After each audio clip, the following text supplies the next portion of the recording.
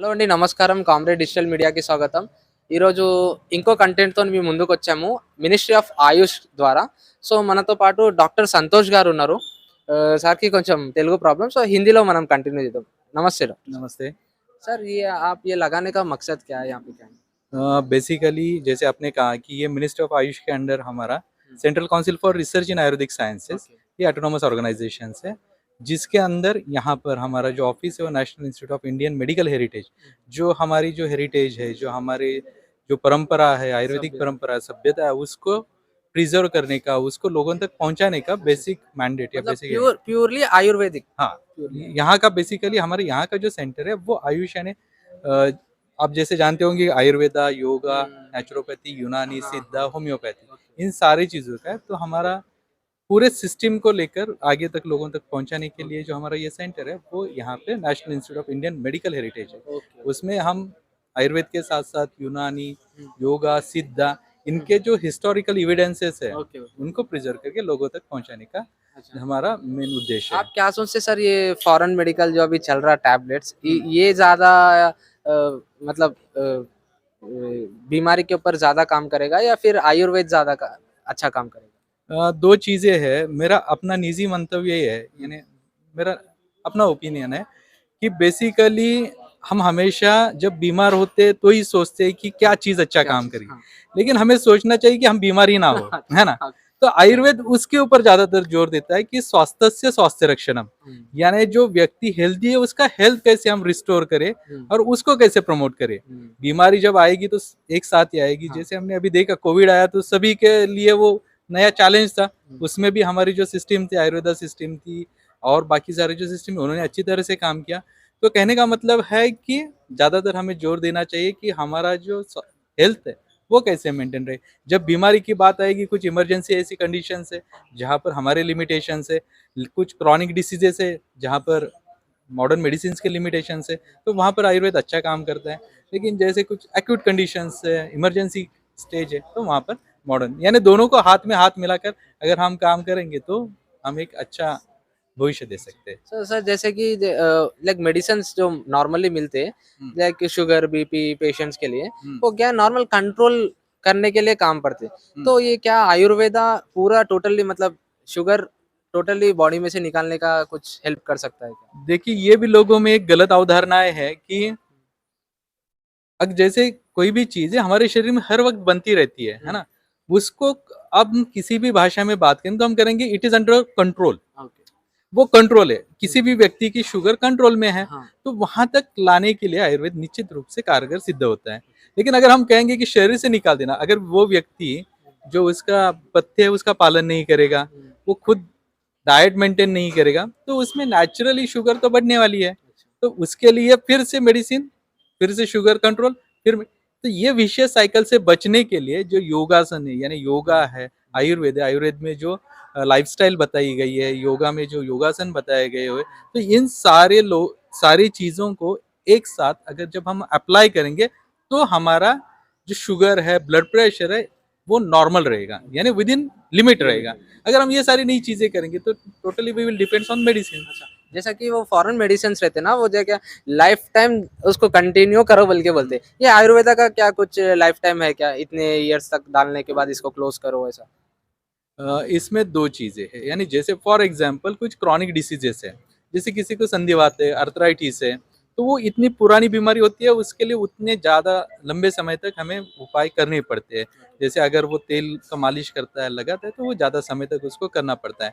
उसी के साथ साथ जैसे कोई एक्यूट कंडीशन है, यानी आज मुझे एसिडिटी हो गई, तो कुछ ऐसी मेडिसिन है आयुर्वेद में कि आज आपको एसिडिटी हुई है, आपने ये पालन किया, ये मेडिसिन ले ली, दवाई ली, तो आपकी एसिडिटी ठीक हो जाती है। तो depends upon the nature of disease उसका ड्यूरेशन तय होता है। कोई भी शास्त्र हो या इंग्लिश मेडिसिन हो, आयुर्वेदिक मेडिसिन हो, ये बीमारी कितनी पुरानी है, उसका कौन सा स्टेज है, नेचर क्या है उसका, इसके ऊपर से उसके डोज, ड्यूरेशन और टोटल कोर्स डिपेंड्स रहता है। सर जैसे कि डायलिसिस है या हम्म, फिर हार्ट में जो पाइप डालना ऐसा कुछ ऑपरेशंस रहते हैं हम्म, तो उसमें आयुर्वेद का कुछ इफेक्ट रह हाँ। सकता क्या?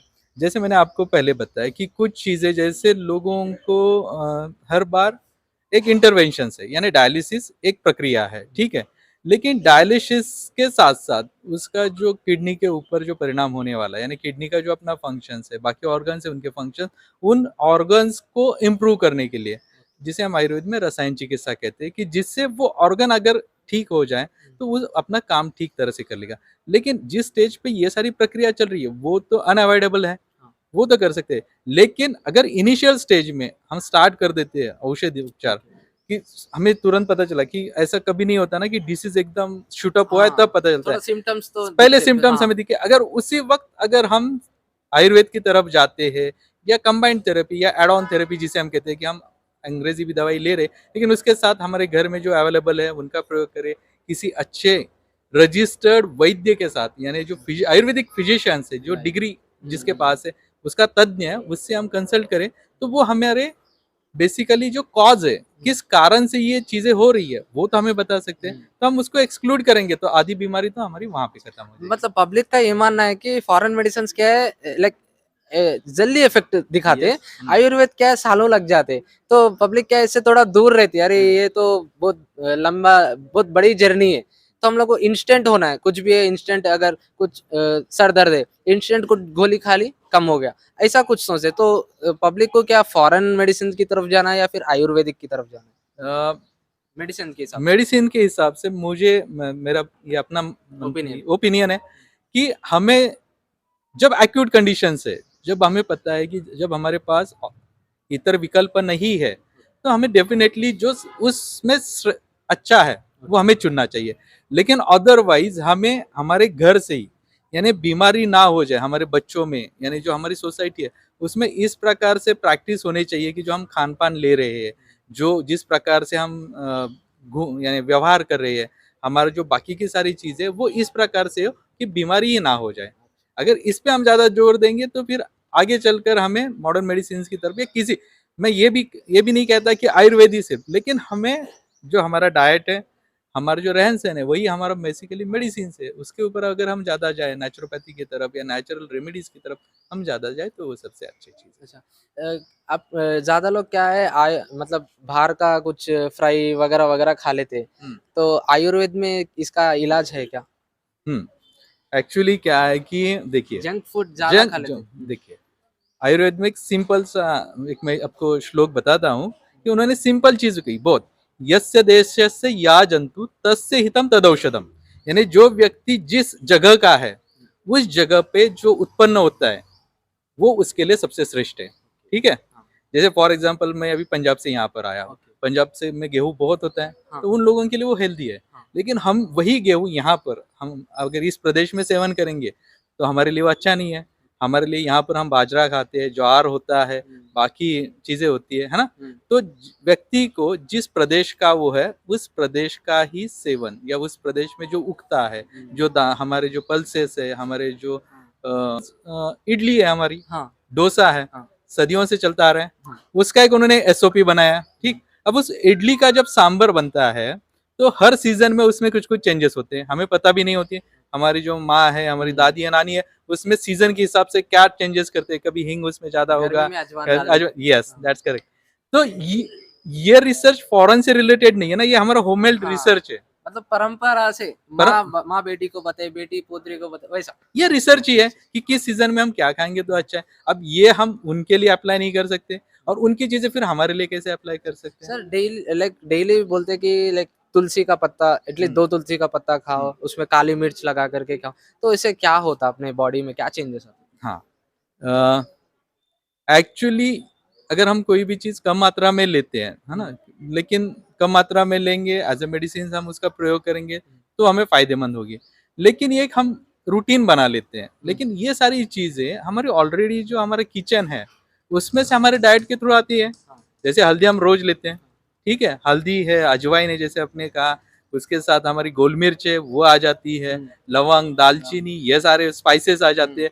तो ओवरऑल जीरा है जो हमारी भूख पर, तो ओवरऑल हमारे डाइट में सारी चीजें होती हैं। हाँ, स्पेसिफिकली अगर लोगों में ये एक अवधारणा हुई है कि मैं किसी स्पेसिफिक को उसी मात्रा में लूंगा तो मुझे ठीक लगेगा, वो उस प्रकार से उसका कंजम्पशन कर रहे हैं। जैसे कि अभी किसी को कहा कि नीम के पत्ते ले लो, डायबिटीज है, हाँ, एलोवेरा एलोवेरा ले लो, नीम के पत्ते ले लो। तो मुझे जहां तक मेरा अपना मंतव्य है कि जहां तक आप उसको एज ए चिकित्सा के रूप में प्रयोग करते हैं। चिकित्सा यानी मैं बताता हूँ, हमें जैसे कहते हैं ना कि दो प्रकार होते हैं, एक होता है उपाय और दूसरा होता है चिकित्सा। उपाय क्या होता है कि किसी के पेट में दर्द हो गया तो चार लोग मिलके चार उपाय बताएंगे कि ये ना ले लो, वो उपाय है। लेकिन जो वैद्य है, जो फिजिशियन है, जो डॉक्टर है, वही बताएगा इसके पेट का दर्द का कारण क्या है और उस कारण को दूर किससे करना है, उसे कहते हैं हम ट्रीटमेंट या चिकित्सा। तो जब तक चिकित्सा की बात आती है तो हमें डेफिनेटली किसी विशेषज्ञ का ही विदाउट कंसल्टेंसी कुछ भी प्रयोग नहीं करना है अपने नहीं ऊपर। करने चाहिए। अच्छा, ओके। ये जो नीम का पत्ता आप जैसा बोले कि एलोवेरा, ये खाने से कुछ डेफिनेटली इम्पोर्टेंट। जितने भी औषधियां हैं, वनौषधियां हैं, प्लांट्स है, वो सब में औषधि गुणधर्म है ही। यानी इवन हम अगर आटा भी यानी कि गेहूं भी खा रहे हैं तो वो भी औषधि गुणधर्म से युक्त है, क्योंकि उससे हमारा शरीर बन रहा है। दूध ले रहे हैं वो भी मेडिसिन से। हर यानी ऐसी कोई भी पदार्थ नहीं है जो औषधि नहीं है। बस उसकी मात्रा, उसका डोज अच्छा। जो है ना, और कब लेना है, कैसे लेना है, उसके ऊपर बहुत सारी चीजें डिपेंड होती है। इसी के साथ में एक और बात बताना चाह रहा हूँ कि लोगों में एक अवधारणा ये भी है कि साइड इफेक्ट्स नहीं होते, है ना। अगर कोई व्यक्ति एरंडी का तेल ज्यादा ले ले तो क्या होगा, लूज मोशंस होगा, शरीर में से पूरा पानी चला जाएगा, कोलैप्स हो सकता है, चक्कर आ सकते हैं। तो फिर ये क्या है, साइड इफेक्ट्स ही। तो कहने का मतलब है कि कोई भी चीज हम जैसे विष को भी अगर हम विशिष्ट मात्रा में लेते तो अमृत के समान काम करता है। लेकिन अमृत को भी हम अत्यधिक मात्रा में प्रयोग करें तो हो सकता है कि वो विष के रूप में काम करे। तो it all depends upon the मात्रा, हम उसको किस प्रकार से कब, और ये सारा कहाँ से आता है, हमें सिखाया जाता है। ये हमारे ट्रेडिशनली हमें बताया जाता है, हमारे फादर्स फॉर फादर वो बता दे कि नहीं ये ऐसे ही लेना है, ये इसके साथ लेना है, मछली के साथ दूध नहीं लेना है ना। बताया जाता है कि दही के ऊपर ये नहीं खाना है, उससे तो बैगन के साथ टमाटर नहीं खाना। तो ये रिएक्शन अपने ऊपर रिएक्शन होता, स्किन के ऊपर या फिर हेल्थ हाँ, के ऊपर। अब ये रिसर्च कहाँ का है, अपने घर का है ना। अच्छा, हाँ। वो उन लोगों के लिए पॉसिबल नहीं है, वो बर्गर में पिज्जा में सब कुछ डालेंगे, उनके लिए तो जरूरी नहीं है, लेकिन हमारे लिए जरूरी है। సో మనం చూస్తున్నట్టయితే ఇక్కడ డిఫరెంట్ టైప్స్ ఆఫ్ ఫ్లెక్సీలు పెట్టారు. దీని గురించి అసలు ఏంది, ఇది ఎందుకు పెట్టారో సార్ని అడిగి ఒకసారి తెలుసుకుందాం. सर ये फ्लेक्सी आप यहाँ पे लगा है इतना सारा, तो हाँ। इसके बारे में क्या इन्फॉर्मेशन है, क्या बोलना चाहते जैसे आप जानते हैं कि पहले क्या होता था, चूरन, टैबलेट, वटी, है ना। हैं? आज हम देखते हैं सिरप, अच्छी बॉटल, ये इंजेक्शन। सब। तो वैसे पहले क्या होता था, हम हाथ से लिखते थे। और आज का समय क्या है, इसे कहते हैं हम इंफॉर्मेशन एंड टेक्नोलॉजी। लोगों तक आईटी से लोगों तक पहुंचना चाहिए, तो ये सारे हमारे आईटी टूल्स है जिसके द्वारा हम जानकारी इकट्ठा करते हैं। फॉर एग्जांपल ये हमारे आयुष मैन्युस्क्रिप्ट एडवांस रिपोजिटरी है, जिसे हम अमर कहते हैं। इस अमर पोर्टल में आपको क्या मिलता है कि आयुर्वेदा, आयुष से रिलेटेड, नॉट ओनली आयुर्वेदा, उससे रिलेटेड जो जो पुराने हमारी पांडुलिपियां है, ग्रंथ है, उनका स्टेटस क्या है, कहाँ पर कितने ग्रंथ है, इसके बारे में आप ऑथर के नाम से उसको सर्च कर सकते हैं। उसको आप यूनानी, सिद्धा, ऐसे उसके जो अलग अलग कंपार्टमेंट्स है उससे सर्च कर सकते हैं। कहाँ की है, अगर महाराष्ट्र की है तो महाराष्ट्र के इससे आप उसको रीजनल वाइज सर्च कर सकते हैं कि कितनी सारी हमारी पांडुलिपियां हैं, और उसकी जानकारी हम हमें उसमें स्टोर करते रहे कि जिससे हमें पता चले कि ये हमारे पास कितनी है। अलग अलग संस्था इसके ऊपर काम कर रही है, लेकिन आयुर्वेद से रिलेटेड, यानी कैसे है कि लोग क्या करते हैं कि उनके पास कोई पुरानी किताब है तो वो वैसे ही पड़ी रहती है, उनको पता नहीं है कि उस क्या चीज है, यानी उसमें क्या जानकारी है। वो सोचते हैं कि चलो है, और वो जानकारी लोगों तक नहीं आती। अब जब तक वो पुरानी भाषा में होती है, या तो मोस्टली लोकल लैंग्वेज में होती है, या संस्कृत में होती है, या रीजनल जो भी अलग अलग।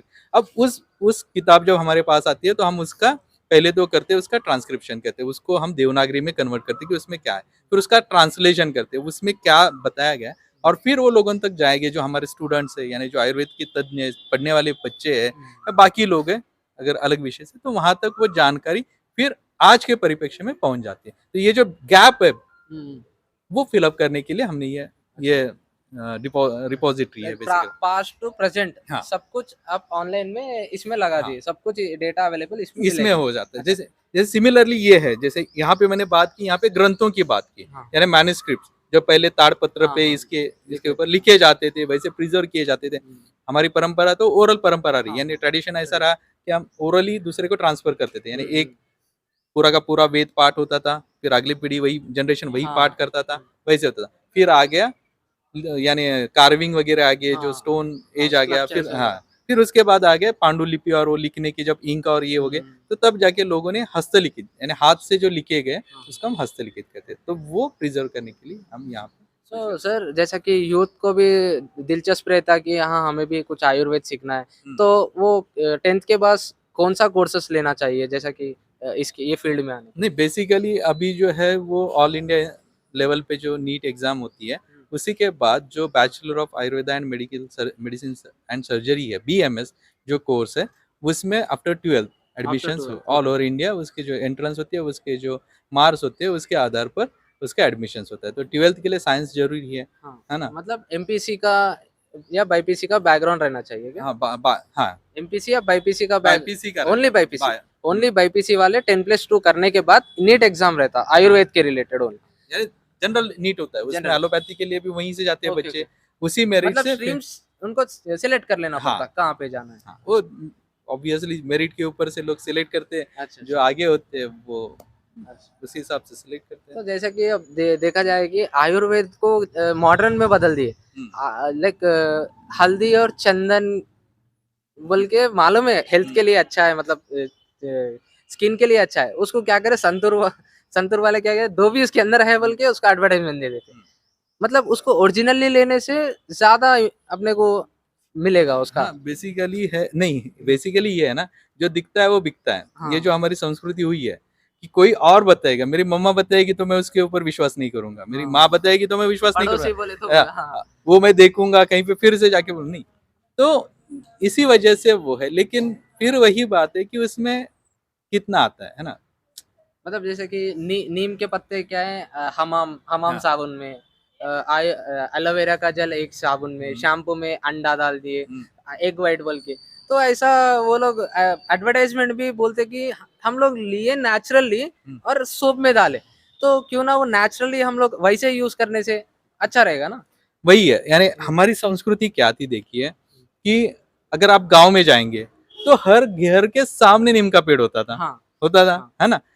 उसके पीछे बैकयार्ड जिसे हम कहते हैं, वहां पर हमें जो एनोनास कैमोसा जिसे हम सीताफल कहते हैं, हाँ, रामफल कहते हैं, जो शिगरू है, ड्रमस्टिक है, उसके पेड़ मिलते हैं। हाँ। तो लोग क्या करते थे कि उनके आसपास में सारी चीजें थी तो यूटिलाइज कर रहे थे। अब पूरा हमने कंक्रीट का सीमेंट हो गया, एक ही हाँ। अपार्टमेंट में इतने सारे लोग रहे, तो रिसोर्सेस उनके लिए उतने नहीं है, तो फिर ये जो दिख रहा है उसके लिए वो ये हो रहे हैं। अगर गांव का आदमी तो परचेज करके नहीं लेगा, तो पहले हमें बात करनी चाहिए, लोगों को ये एजुकेटेड करना चाहिए कि आप जो टेरेस गार्डन बना रहे हैं, आप जो बैकयार्ड गार्डन बना रहे हैं, उसमें ऐसे पौधे लगाइए जो मेडिसिनल वैल्यूज के हो। आप उसमें लेमन ग्रास लगाइए, एलोवेरा लगाइए, है ना? या आप उसमें बाकी के पौधे लगाइए, चिरायता जैसा है जो बुखार के लिए अच्छा है, गिलो है, टिनस्परा काड़ी फूलिया, गिलो जिसे कहते हैं, वो पौधे लगाए कि जब भी आपकी जरूरत पड़े आप वहां से उनको ले सकते हैं, आपको बाहर जाने की जरूरत नहीं। सर जैसा घर में ऑक्सीजन की मात्रा बढ़ाने के लिए या फिर कुछ बैक्टीरियल वायरस को नाश करके अच्छा ऑक्सीजन देने के लिए आप कौन से पौधे लगाने को सजेस्ट करेंगे? बेसिकली कहा जाता है कि जो तुलसी है वो तुलसी सबसे अच्छा है, क्योंकि हमारे यहाँ वृंदावन में तुलसी लगाते थे हम। तुलसी की भी अलग अलग वैरायटीज है, तो मोस्टली उसकी जितनी भी वैरायटीज है 4 या 5, वन तुलसी, राम तुलसी, कृष्णा कृष्णा तुलसी, चलती, हाँ, लक्ष्मी तुलसी, ऐसा हाँ। अलग अलग अलग-अलग। तो उनको हम लगा सकते हैं। यानी जो हमारा जो जिस साइड से हवा आती है, टेरेस का जो पोर्शंस है, ओके। वहां पर हम उनको लगा मतलब सकते उसका डायरेक्शन भी बदलते रहता हाँ। ना अकॉर्डिंग टू तो सीजन। वही हमें हमारा जो वास्तु है उस हिसाब से हम उसका ये कर सकते और हैं। तुलसी के अलावा और क्या लगा सकते हैं? तुलसी के अलावा जैसे मैंने आपकी बात की, लेमन ग्रास है, ओके। उसका प्रयोग कर सकते हैं। हमारा बचा वेखंड जिसे कहते हैं, या बच कहते हैं उसको, यहाँ का ज्यादा लोग लोग क्या मनी प्लांट लगाते हैं घर में, वो उससे क्या कुछ नहीं, importance? उसके ऊपर मैं कमेंट नहीं कर सकता, क्योंकि money plant is not a medicinal plant. ठीक है, कुछ प्लांट्स होते हैं जो ऑर्नामेंट्स के लिए, शोभा बढ़ाने के लिए हम घर में यूज कर सकते हैं, तो उसकी मुझे ज्यादा जानकारी नहीं है। तो thank you sir, thank you इतना सब कुछ बताने के लिए। अगर जो भी है इसके रिलेटेड कुछ डाउट्स तो पब्लिक यहाँ पे ये वेबसाइट के ऊपर भी जा करके अपना सीधा देख सकते हैं आप। एक बार उनको ये जो सारे लिंक्स है वो उनको भेज दीजिए। जैसे मैंने एक बात आपको बताना रहा, मेरा एक अगर आपके चैनल के माध्यम से मैं जो यूथ है उनको कहना चाह रहा हूँ कि जो भी आपके घर में पुराने ग्रंथ है, उसकी अगर आपके पास जानकारी है तो हमारे पास रिपोजिटरी है, वहाँ पर आप ऑफिशियली उसको डिपॉजिट कर सकते हैं। वो जो भी ऑफिशियल प्रोसेस है वो वहाँ पे पूरी दी हुई है। दूसरी चीज मैं ये बात कर रहा जो हमारा ये शाही पोर्टल है, ओके। जहाँ पर हम क्या करें, जो इंस्क्रिप्शंस होते हैं, जो स्टोन्स के ऊपर जो हाँ, कार्विंग ये करके जो वाले, बनाता अच्छा है अच्छा, ये वाले। सो तो ये कहीं कहीं पर मिलते हैं जहाँ पर आयुर्वेद से रिलेटेड जानकारी दी गई है। तो ये तो हम बहुत सदियों से चला रहा, तो ऐसे कहाँ पर आपको दिखाई देते हैं कि जहाँ पर कुछ जानकारी आयुर्वेद से रिलेटेड है, कुछ अच्छे अच्छे चीजें आपके आसपास है, तो आप उसकी जानकारी दे सकते हैं। तीसरी चीज है कि आपको कहीं पर पता है कि कोई व्यक्ति किसी स्पेसिफिक डिसीज के लिए दवाई दे रहा है, उसके पास बहुत सारे लोग आ रहे हैं, लेकिन वो साइंटिफिक तरीके से उसको, उसके पास डॉक्यूमेंटेशन नहीं है, तो उसके लिए भी आप उसको एनकरेज कर सकते हैं कि आप उनका रिकॉर्ड रखिए, देखिए कि क्या क्या सिम्टम्स होते हैं, आप कौन सी दवाई दे रहे हैं, क्या हो रहा है, और वो जब होगा तो आप हमें कांटेक्ट कर सकते हैं। Thank you sir, thank you so much. ఒక స్టాల్ కూడా కనిపిస్తుంది, national Institute of Indian Medical heritage అన్నమాట, ఆయుష్ కి సంబంధించి, మినిస్ట్రీ ఆఫ్ ఆయుష్. సో ఇక్కడ కొన్ని చార్ట్స్ ఉన్నాయి. సో చార్ట్స్ ఎందుకు పెట్టారు ఈ ఫుడ్ కి సంబంధించి కొంచెం అడిగి తెలుసుకుందాం. అన్న చెప్పండి అనేది. నమస్తే. నా పేరు శ్రీనివాస్ అండి. Okay. National Institute of Indian Medical హెల్త్లో పనిచేస్తున్నాను. ఇది ఇక్కడ మేము ప్రజలకి అవేర్నెస్ ప్రోగ్రామ్ తీసుకురావాలని యాక్చువల్గా మేము ఈ ప్రోగ్రామ్స్ కండక్ట్ చేస్తూ ఉంటాండి ఇన్స్టిట్యూట్ తరపున. ఇందులో ఈ రోజున ఆ, యువ ఉత్సవ కార్యక్రమంలో భాగంగా మేము ఇక్కడ స్టాల్ ఏర్పాటు చేయడం జరిగింది. వీటిలో ఎక్కువగా మన ఫుడ్ డైటింగ్ గురించి ఎక్కువగా మేము ఇది చేస్తాం సార్, డిస్ప్లే పెట్టాము. ఆహార సేవన నియమాలు, ఇక్కడ రండి. ఇవి ఎట్లాంటి ఆహారాలు తీసుకోవాలి అనేది ఆహార సేవన నియమాలు అనేది చెప్పాము. వీటిలో మనం ఏ ఆహారం అనుసరించవలసిన విషయాలు, అనుసరించకూడనివి, అటువంటి వాటి గురించి మేము వివరించడం జరిగింది ఈ పోస్టర్స్లో. మనం ఏ ఆహారం తీసుకుంటే త్వరగా జీర్ణం అవుతుంది, ఎట్లా భుజించాలి, మృదువైన వేడి ఆహారం తీసుకోవాలి, తాజా ఆహారాన్ని తీసుకోవాలి, రుచులతో కూడిన ఆహారాన్ని భుజించాలి, ఆహారం సేవించినప్పుడు ధ్యానంతోనే ఉండాలి. అట్లానే అనుసరించకూడనివి అంటే మనం తినేటప్పుడు చేయవలసినవి, చేయకూడనివి కూడా ఇక్కడ మేము చూపించడం జరిగింది. ఇప్పుడు కొంతమంది ఫ్రిడ్జ్ లో పెట్టింది కూడా తింటారు, సో అది తినొచ్చా? అది అంత ఆరోగ్యకరం కాదండి అది. ఓకే. ఎందుకంటే ఆరోగ్యకరం కాదు, ఎందుకంటే అది కూలింగ్ అయిపోద్ది కదా. ఎప్పుడైనా మనం వేడివేడి ఆహారం తీసుకోవడమే మంచిది మనకి. ఓకే. ఎవరికైనా, పిల్లలకైనా, పెద్దవాళ్ళకైనా, ముసలి వాళ్ళకైనా అప్పటికప్పుడు ఫ్రెష్ గా తయారు చేసుకుని తినడమే బెస్ట్. అదే మనకి ఆరోగ్యానికి మంచి శుభదాయకం అది. ఇప్పుడు కూల్ ఐటమ్స్ కొన్ని ఐస్ క్రీమ్ లాంటివి కొంచెం కూల్ గా బియర్ అనేసి బ్రాండీ కూడా కొంచెం కోల్డ్ వాటర్ కలిపి తాగుతారు, అది ఎట్లా ఆరోగ్యానికి మన? అది కొద్దిగా మంచిది కాదు సార్, ఎందుకంటే అది కూలింగ్ అవుతుంది. మన బాడీ ఆ కూలింగ్ వాటర్ వచ్చాడు మన బాడీలో అడ్జస్ట్మెంట్ కావడానికి కొద్దిగా టైం తీసుకుంటుంది. దానివల్ల కొన్ని మార్పులు వస్తాయి ఆటోమేటిక్ గా. కాబట్టి సాధ్యమైనంత వరకు కూలింగ్ తీసుకోవడం మంచిది, వేడివేడి తీసుకోవడమే మంచిది, వేడివేడి ఆహారం. ఇప్పుడు చాలా మంది సమ్మర్ కదా, వెళ్ళంగానే ఫస్ట్ ఫ్రిడ్జ్ లోకి వెళ్ళి బాటిల్ తీసేసి ఫుల్ బాటిల్ మొత్తం తాగేస్తారు, చల్లగా ఉంది మంచిగా ఉంది అనేసి. అట్లా కాకుండా వెళ్ళినంటే కొంచెం ఒక 2 నిమిషాలు 3 నిమిషాలు రెస్ట్ తీసుకున్న తర్వాత కూలింగ్ వాటర్ అయినా ఏదైనా తీసుకోవచ్చు, కానీ హెవీగా తీసుకోవద్దు ఆ టైంలో. మనం ఎందుకంటే బాడీ ఆటోమేటిక్ గా రన్నింగ్ లో వస్తుంది కదా, హార్ట్ బీటింగ్ ఎక్కువ ఉంటుంది ఆ టైంలో. కుండ నీళ్లు తాగొచ్చా? కుండ నీళ్ళు తీసుకోవచ్చు సార్, కుండ నీళ్ళు అన్నిటికన్నా మంచివి కుండ నీళ్ళు. ఈ సమ్మర్ లో, వేసవికాలంలో సమ్మర్ నీళ్ళు చాలా బెస్ట్ అవి కుండ నీళ్ళు. సో ఇంకా ఇది మొత్తం వెజ్ కి సంబంధించి ఉంది, మరి నాన్ వెజ్ కి ఏమన్నా నాన్ వెజ్ కి ఇక్కడ అయితే మేము డిస్ప్లే పెట్టలేదు సార్, మేము ఆల్రెడీ ఇక్కడ ఇచ్చాము. ఇక్కడ ఆహారము దాని ప్రాముఖ్యత ఇక్కడ మేము ఇచ్చాము. తీపి, మధురము, ఓకే, వగరు, అట్లా సేదు, పులుపు అంటే ఆమ్ల, ఉప్పు, కారం, ఇవన్నీ యొక్క మన లైఫ్ లో ఒక భాగం. వీటిలన్నీ తీసుకోవచ్చు మనం, కానీ వీటిని తగు మోతంలో మాత్రమే తీసుకోవాలి ఎప్పుడైనా. ఇప్పుడు ఉగాది సందర్భంగా ఇవన్నీ కలిపి పచ్చడి చేస్తారు, వాటిని సడ్రుసులు అంటాం కదా సార్. ఇవి కూడా మనకి ఎందుకంటే మనకి మాసం మారుతుంది కాబట్టి ఆటోమేటిక్ గా మన బాడీలో కూడా చేంజెస్ అవుతాయి క్లైమేట్ పరంగా. దానివల్ల తీసుకోవడం కూడా మనకి హెల్దీగా ముందే బూస్టింగ్ ఇచ్చుకున్నట్టు మన ఆరోగ్యానికి. ఇప్పుడు చాలా మంది పాలు తాగినాక గుడ్డు తినొద్దు, లేదా గుడ్డు తిన్నాక పాలు తాగొద్దు, ఎందుకంటే ప్రోటీన్ ప్లస్ ప్రోటీన్ అవుతుంది, లైక్ రియాక్షన్ అవుతుంది అంటారు, అది నిజమా? कि दूध पीने के बाद अंडा नहीं खाना बोलते, अंडा खाने के बाद दूध नहीं पीना बोलते, रिएक्शन होता करके, क्योंकि प्रोटीन प्लस प्रोटीन मिक्स होता ना, तो कुछ नहीं। अब देखिए, हम दोनों चीजों को साथ में लेके नहीं चल सकते, है ना। हाँ। एक मॉडर्न का कंसेप्ट है, प्रोटीन से प्रोटीन बनता है। हमारा कंसेप्ट क्या है? सिंपल चीज है, जो पचने के लिए, डाइजेशन के लिए जो लाइट है वो लघु है हम कहते हैं, जो पचने के लिए हेवी है वो हेवी है। ठीक, पहला कंसेप्ट। यानी आप देखेंगे कि अगर नॉनवेज लेंगे तो डाइजेशन के लिए वो हेवी हो जाता है, टाइम लगता है। समय लगता है डाइजेशन के लिए। वही अगर वेज है तो जल्दी पचता है, तो सिंपल हो गया ये चीज। वैसे दूसरा कंसेप्ट ये है कि कुछ चीजें है वो गर्म होती है और कुछ चीजें वो ठंडी होती है। तो दूध जो है वो ठंडा है, हाँ। जिसे हम शीत कहते हैं, और शीत के साथ साथ हम ले रहे गर्म, उष्ण, हम्म, तो वो दोनों अपोजिट हो जाते हैं, जिसे हम ओके, विरुद्ध ओके। अन्न कहते हैं, आयुर्वेद में विरुद्ध आहार कहते हैं। ओके, और तब जाके शरीर में टॉक्सिन्स डेवलप हो जाते हैं। सिंपल सी चीज है, बल्ब है, हम्म, हम switch on off, switch off on, यानी हाँ। बंद चालू कर, जितने जल्दी जल्दी हम करेंगे उतना फ्यूज हो जाएगा, हाँ। है ना। वैसे शरीर में कुछ लोगों को आदत होती है कि पानी पी लिया, है ना, पहले पानी पियेंगे फिर चाय पियेंगे, पानी ठंडा अंदर गया ऊपर से गर्म, तो सर खाना खाने का एक्चुअल प्रोसीजर क्या है? मतलब खाना खाने से पहले पानी पीना है, खाना खाने के तभी भी पानी पी सकते हैं, या फिर खाना खाने के आधे घंटे बाद थोड़े लोग पानी पीते हैं? तो इसका प्रोसीजर। अब बेसिकली अगर सही मायने में कहा जाए तो हर एक व्यक्ति की अपनी एक आदत होती है, हर एक प्रकृति होती है, उसके ऊपर से उसका पानी का कंजम्पशन। लेकिन अगर हम थंब रूल कहेंगे, जनरल क्या है मैं जो आपको बताता हूँ कि खाना खाने के बीच बीच में थोड़ा थोड़ा पानी पीते रहना चाहिए, ठीक है। ऐसा क्यों? तो सपोज हमने मिक्सी में कुछ चीज लगाई है, ठीक, उसमें बहुत सारा पानी डाल दिया और घुमाया तो बारीक नहीं होता। बारीक। लेकिन अगर हम थोड़ा थोड़ा पानी उसमें ऐड हाँ। करते जाएंगे, अच्छे से वो बोलस या अच्छा, मिक्सिंग हो जाएगा, ओके। ठीक।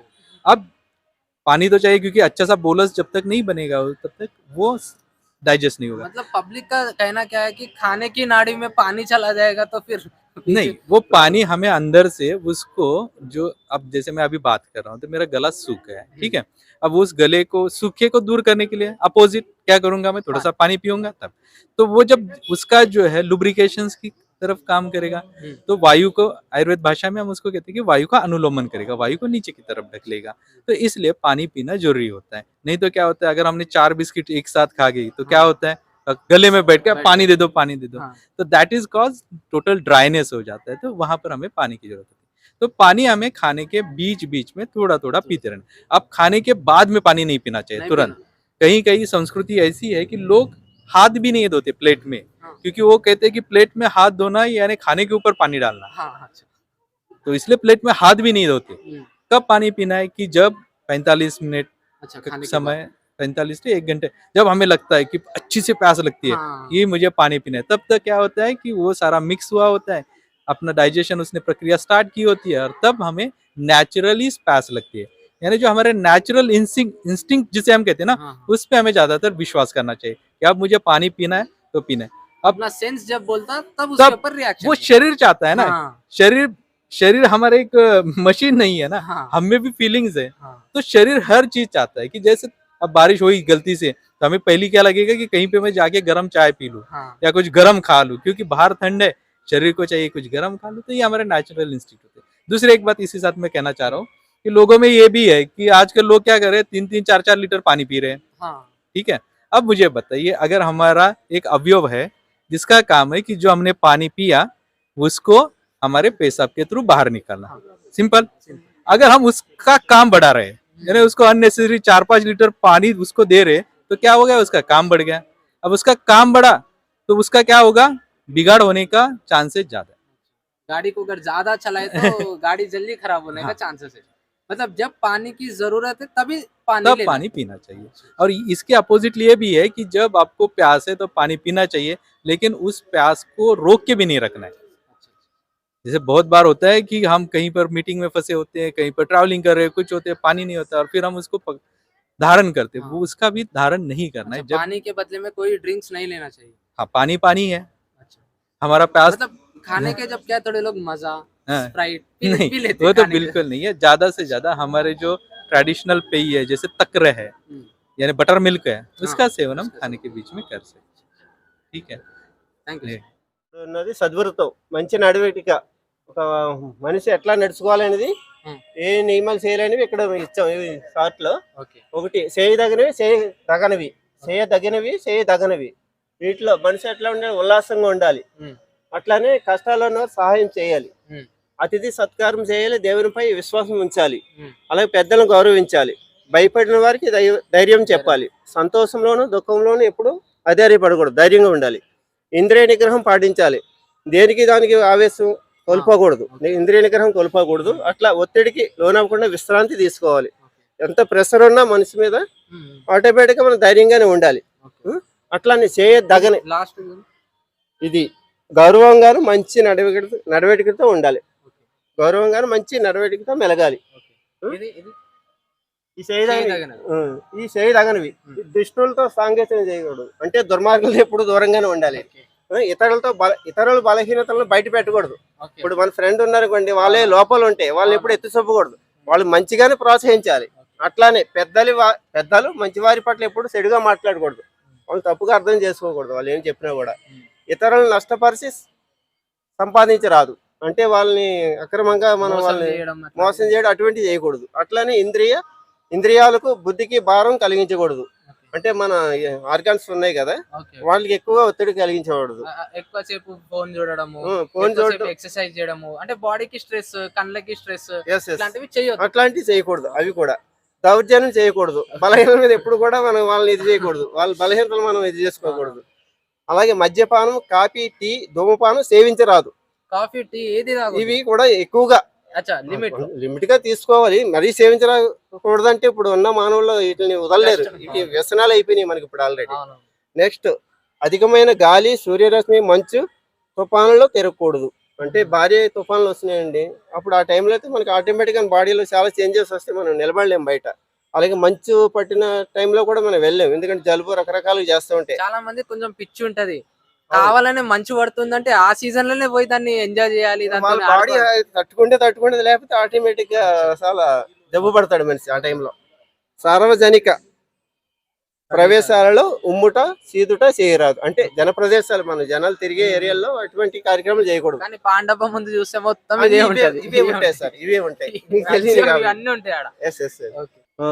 హెపటైటిస్ దూషితమైన రక్త కఫములు కాలేయంని పెద్దదిగా చేయుట. హెపటైటిస్ అనేది కాలేయం యొక్క వాపు, లివర్ సంబంధించింది. వ్యాధి కారణాలు, ఈ వ్యాధి రావడానికి కారణాలు లోపభూయిష్టమైన ఆహారపు అలవాట్లు మరియు జీవన శైలి, అహితమైన ఎండిన, నిల్వ ఉంచిన మరియు ఘాటైన మసాలా ద్రవ్యములు ఆహార సేవనం. ఎండిన అంటే ఇప్పుడు ఉప్పు చేపలు ఉంటాయి చూడండి, అటువంటి ఎండినవి, నిల్వ ఉంచినవి పచ్చళ్ళు, పికిల్స్ అటువంటివి వస్తాయి. ఘాటైన మసాలా ద్రవ్యాలు ఇప్పుడు మనం తింటున్నాం చూడండి, మసాలా ఎక్కువ వాడతాం, ఇది బిర్యానీలోని వాటిల్లో అటువంటివి. అలాగే నిత్య మద్యమును అధికంగా సేవించట. మనం మద్యం ఏంటంటే ఆల్కహాల్ ఎక్కువ తీసుకుని లివర్ ఆటోమేటిక్ డ్యామేజ్ అవుతుంది కదా ఆల్కహాల్, ఓకేనా. అంటువ్యాధులు, virus, hepatitis A, B, C, D, E, ఇవి కూడా వీటి వల్ల కూడా లివర్ ఎఫెక్ట్ అవుతుంది. కొన్ని మందులను సక్రమంగా వేసుకొనకుండుట, కొన్ని మందులు సక్రమంగా వేసుకొనకుండుట. ఈ వ్యాధి లక్షణాలు, హెపటైటిస్ వ్యాధి లక్షణాలు ఏంటంటే కడుపు నొప్పి, అలసట, కడుపు ఉబ్బుట, రక్తహీనత, కడుపులో భారంగా ఉండుట, దప్పిక, ఆకలి లేకపోవుట, కామెర్లు, మంద జ్వరం. ఇవి ఈ వ్యాధి యొక్క లక్షణాలు. కాలేయపు వాపు అనేది ఇప్పుడు లివర్ ప్రాబ్లం వస్తేనే మనకు ఇది జాండీస్ అనేది వస్తుంది కదా. ఎస్, అవునండి, అవును. నెక్స్ట్ వీటిలో ఉన్నాయి ఆయుర్వేదంలో ఉన్నాయి చికిత్సలు, పంచకర్మ శోధన చికిత్స.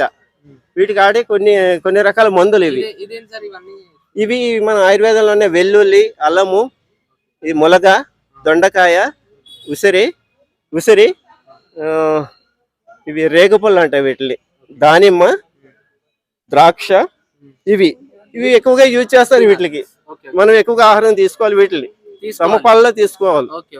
అట్లానే వీటి యొక్క ముఖ్యమైన మందులు ఆయుర్వేద పరంగా ఉన్న మందులు ఇవి కటిక రోహిణి, గలిజేరు, నేల ఉసిరి, ఆర్యోగవర్ధిని. ఆర్యోగవర్ధిని ఏంటంటే ఇవి ఆయుర్వేదిక మెడికల్ షాప్ లో దొరుకుతున్నాయి, వీళ్ళకి సంబంధించినవి. అట్లాగే చేయకూడనివి పశ్చిమలు, అపశ్చిమలు. పశ్చిమలు అంటే చేయదగినవి, అపశ్చిమలు చేయ తగనివి. పశ్చిమలు అంటే చేయదగినవి, అపశ్చిమలు చేయ తగనివి. వాటిలో ఏంటంటే మనం చేయవలసినవి, రోగికి కొన్ని రోజుల వరకు తక్కువ మోతాదులో ఆహారం ఇవ్వాలి, లిమిటెడ్ గా తీసుకోవాలి, వాళ్ళు బయటకు వచ్చేస్తూ ఉంటది కదా. అట్లానే బియ్యము, బార్లీ, పెసరు, ఆవు పాలు, మజ్జిగ ఇవ్వాలి వాళ్ళకి ఈ టైంలో. ఆ తర్వాత అల్లం, వెల్లుల్లి, పొట్లకాయ మరియు ఆకులు, గలిజేరు, మునగ ఆకు, తమలపాకులు హితకరం. ఇవి తీసుకుంటే మనకి చాలా హితకరం, మంచిది ఆ టైంలో ఈ వ్యాధి వచ్చినప్పుడు. అట్లా ఉసిరి, దానిమ్మ, ద్రాక్ష, బొప్పాయి, నారింజ, నిమ్మకాయలు హితము, ఇవి కూడా మంచిదే. ఈ వ్యాధి వచ్చినప్పుడు ఇవి కూడా తినడం చాలా మంచిది ఆరోగ్యానికి. ఆహార సేవనకు అవసరమైన 8 ముఖ్య అంశాలు. 1. ప్రకృతి స్వాభావిక గుణములు కలవి. ఉదాహరణకు పెసలు తేలిగ్గా జీర్ణం అవుతాయి, మినుములు ఆలస్యంగా జీర్ణం అవుతాయి, పంది మాంసం ఆలస్యంగా జీర్ణం అవుతాయి, జింక మాంసం తేలిగ్గా జీర్ణం అవుతుంది. 2 కరణము తయారు చేయ విధానము. ఆహారం తయారు చేయ పద్ధతులు ఆహార పౌష్టికతలో కొన్ని మార్పులు ఏర్పడును. ఉదాహరణకి వేపుడు, కాల్చుట, ఉడకబెట్టుట, మైక్రోవేవ్లో వండుట, ఎండబెట్టుట, చిలుకుట మొదలైనవి. 3 సంయోగము భిన్నమైన ఆహార పదార్థం కలిపి సేవించుట.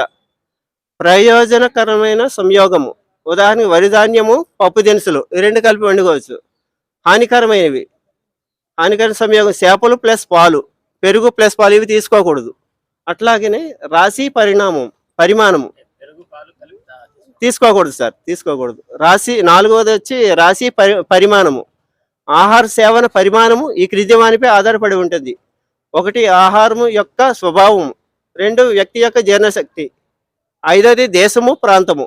పదార్థముల యొక్క గుణముల వ్యత్యాసములు ఆయా ప్రాంతముల యొక్క నేల వాతావరణము మొదలైన వాటిపై ఆధారపడి ఉంటాయి. ఉదాహరణకు బురద నేల నుండి లభించినవి కఫ ప్రధానముగా ఉంటాయి. మెట్ట నేల నుంచి లభించేవి వాతపిత్త ప్రధానములుగా ఉంటాయి. సాధారణ నేల నుండి లభించేవి సమతుల్యముగా ఉంటాయి. ఎక్కువగా మనం ఇది తీసుకోవాలి, సాధారణ నేల నుండి లభించేవి తీసుకోవాలి, సమతుల్యంగా ఉంటాయి, బ్యాలెన్స్గా ఉంటాయి. 6 కాలము సమయము. కాలగతిని అనుసరించి పదార్థముల యొక్క గుణములలో వ్యత్యాసములు ఉంటాయి. ఉదాహరణకి ఉదయం సమయంలో కఫ ప్రధానం ఎక్కువగా ఉంటుంది, మధ్యాహ్నం సమయంలో పిత్త ప్రధానం ఎక్కువగా ఉంటుంది, రాత్రి సమయంలో వాత ప్రధానం ఎక్కువగా ఉంటుంది. ఋతు పరివర్తన వ్యక్తి అవస్థ, ఆరోగ్య లేదా అనారోగ్య అవస్థలను పరిగణలో తీసుకుని తీసుకోవాలి ఇవి. 7 ఉపయోగ సంస్థ ఆహార నియమావళి. వ్యక్తి యొక్క జీర్ణశక్తి జీర్ణ లక్షణముల అనుసారంగా నిర్ణయించాలి.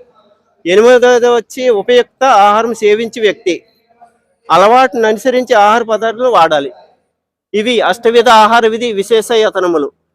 ఇవండి ప్రదర్శన గురించినవి. ఇక్కడ బ్రోచర్స్ రసాయనము, ఋతుచర్య, పంచకర్మ, దినచర్య, ఆహార సేవనము, స్మృతి భ్రంశము, తల్లి బిడ్డ స్కేమము, ధన్వంతరి, ఆయుర్వేదిక్ హోమ్ రెమెడీస్, స్వస్థ వృత్తము. అట్లాగనే కొన్ని పబ్లికేషన్స్ కూడా ఇచ్చాము ఇక్కడ. ఇవి కూడా ఆయుర్వేదిక్ రిలేటెడ్. ఈ బ్రోచర్స్ అన్ని మా ఇన్స్టిట్యూట్కి వస్తే మేము ఉచితంగా అందజేస్తాం మీకు. ఎనీ టైం వీక్లీ 5 days ఉంటుంది మా ఆఫీసు. సోమవారం నుంచి శుక్రవారం లోపల వచ్చి ఎనీ టైం మీరు కలెక్ట్ చేసుకోవచ్చు. ఈ బ్రోచర్స్ ఇవి ఫ్రీగా. మా ఆఫీస్ వచ్చి కోనార్క్ డయాగ్నోస్టిక్ ఐడియా ఉందండి, చెప్తాను. ది ఇన్స్టిట్యూట్ నేమ్ వచ్చి National Institute of Indian Medical Heritage, revenue board colony, Gaddiannaram. Metro పిల్లల నెంబర్ మీకు చెప్తే 1510, దాని ప్రక్కనే ఉంటుంది National Institute of Indian Medical Heritage. అక్కడికి వచ్చి మీరు కలెక్ట్ చేసుకోవచ్చు సార్. మీ నెంబర్ చెప్తారా సార్? అక్కడ వచ్చి ఎవరికైనా డౌట్ ఉంటే చెప్తాను సార్. నా ఫోన్ నెంబర్ కూడా ఇస్తున్నాను. నా పేరు శ్రీనివాసరావు. మై మొబైల్ నెంబర్ వచ్చి 9441273178, 9441273178 అండి. Welcome sir. Thank you sir. Thank you sir, ఇంత మంచి ఇన్ఫర్మేషన్ ఇచ్చినందుకు. సో ఇక్కడ చూస్తున్నారు కదండి, ఇక్కడ చాలా మంచి హోమ్ రెమెడీస్ ఉన్నాయి. ఈ బుక్ లో అయితే లైక్ జీరా ఎక్కడెక్కడ తీసుకోవాలి, ఎంత మాత్రలో తీసుకోవాలి, దాని ఉపయోగం, కోల్డ్కి అయితే ఏం తీసుకోవాలి, కాఫ్ అయితే ఏం తీసుకోవాలి, స్కిన్ డిసీజెస్కి ఎట్లా ఉపయోగపడుతుంది, జీరా, హింగ్, ఇక్కడ ఘీ ఉంది, హల్దీ ఉంది, హల్దీ అంటే టర్మరిక్, మళ్ళా ఆమ్లా ఉంది, దాల్చిని ఉంది. సో ప్రతిదీ ఎక్కడ ఎంత మాత్రలో వాడాలి, ఏ డిసీజ్కి, లంగ్ డిసీజ్కి, హనీ ఎక్కడెక్కడ వాడాలి. ఇప్పుడు మేతి ఉంది, నారియల్ ఉంది, నీమ్ ఉంది. Suppose neem skin disease, neem తోటి మనం స్కిన్ డిసీజ్ని ఎట్లా తక్కువ చేయగలుగుతాం. 10 ml juice of leaves with honey twice A day. ఇదేం సార్? 10 ml జ్యూస్, ఒక నిమిషం, 10 ml juice of leaves with honey twice A day అంటే 10 ml నీమ్ ఏమంటారు, వేపాకు రసం 10 ml, దాంతో పాటు కొంచెం హనీ కలిపి 2 సార్లు, రోజుకి 2 సార్లు తీసుకోవడం వల్ల స్కిన్ డిసీజ్ అనేవి పోతాయి అన్నమాట. సో ఇక్కడ ఇంత క్లియర్ గా ఎక్స్ప్లెయిన్ చేశారు ఎవ్రీథింగ్. డాండ్రఫ్, రింగ్ వామ్స్, మళ్ళీ నీంబు అంటే లెమన్ ని ఏడ వాడాలి, ఎంత వాడాలి, మొత్తం హెయిర్ ఫాల్ అయితే ఎట్లా వాడాలి, వామిటింగ్ వస్తే ఎట్లా వాడాలి, లూస్ ఆఫ్ అపెటైట్ ఎట్లా వాడాలి, అయితే ఈ చాలా మంచి బుక్స్ ఉన్నాయి ఇక్కడ మనకు చూసినట్టయితే. సో మీకు ఖచ్చితంగా టైం దొరికినప్పుడు సార్ నెంబర్ కూడా ఉంది, సార్ ఆ ఆఫీస్ అడ్రస్ కూడా ఉంది. వెళ్ళి మీరు ఇవన్నీ తీసుకొని ఇంట్లో కూర్చొని మీ హెల్త్ని ఎట్లా లైక్ బాగుపరచుకోవాలో మీ చేతిలోనే ఉంది. సో ఆరోగ్యమే మహాభాగ్యం అంటారు. ఎంత సంపాదించినా ఏడికి తీసుకోలేము. ఆరోగ్యంగా ఉంటేనే దేనికైనా ఆస్వాదించగలుగుతాం, హ్యాపీగా ఉంటాం. సో ఇది ఈరోజు విశేషాలు. సో చూస్తూనే ఉండండి కామ్రేడ్ డిజిటల్ మీడియా. ఇలాంటి కంటెంట్ మీకు నచ్చినట్టయితే ఛానల్ని సబ్స్క్రైబ్ చేసుకోండి, వీడియోని లైక్ చేయండి. Thank you.